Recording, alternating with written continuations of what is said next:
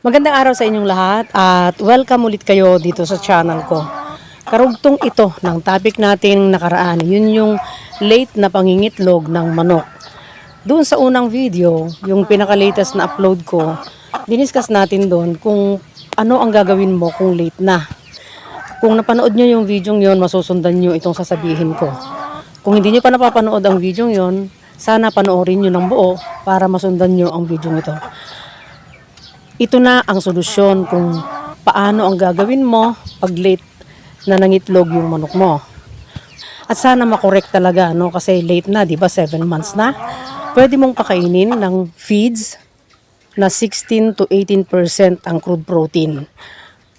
Kailangang feeds ang ipakain mo kasi kung iba't ibang mga materials naman ang gagamitin mo, hindi mo mako-compute yun, lalo na kung wala kang background dun sa feeds and feeding or dun sa animal nutrition, hindi mo mako-compute na 16% to 18% na pala yung crude protein.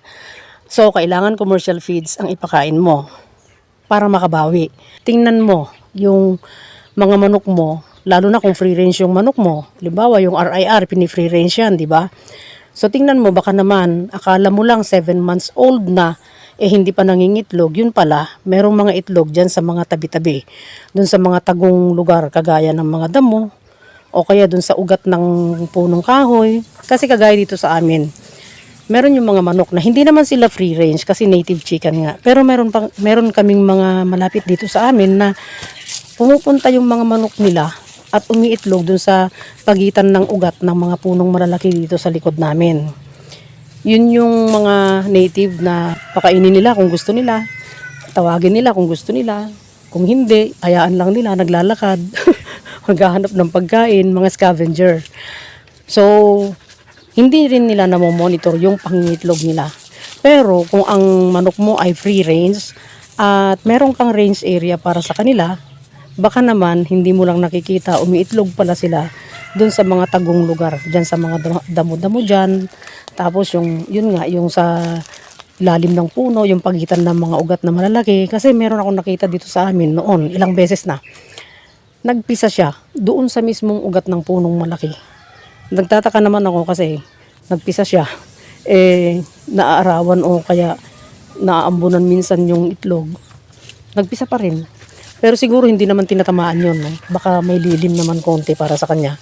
Kung paano mo didiskobrehin kung nangingitlog na nga ba yung manok na yun, nakakala mo lang hindi, pwede mo siyang i-confine, pwede mo siyang ikulong para makita mo, kahit na at least 1 week to 2 weeks siguro na ikulong mo, para makita mo kung umiitlog talaga yung manok na yun.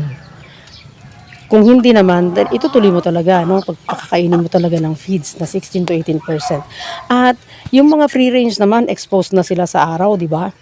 So, hindi naman problema yung araw sa kanila, yung daily na araw, yung liwanag.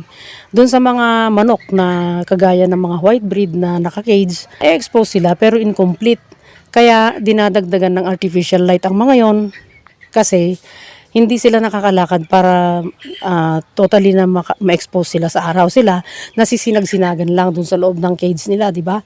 So nagdadagdag ng artificial light. Ang pagkain, yun yung major na factor kung bakit nadidelay o na-advance yung pangingitlog. So pagkain, 16 to 18% crude protein. Tapos yung diskubrihin mo kung may hidden egg na doon sa mga palipaligid dyan sa range area mo. Sana nakatulong ang video ito at sana huwag kalimutang mag-like, mag-subscribe at pakihit ang notification bell para sa susunod na mga videos ay ma-notify kayo.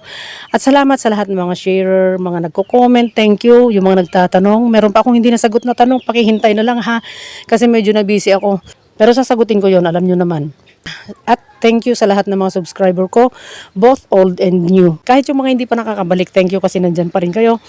Tapos yung mga hindi nag-skip ng ads, thank you. Hanggang dito na lang at sana pagpalain tayong lahat araw-araw at panatilihing masaya, masigla at malusog ang ating mga alagang manok.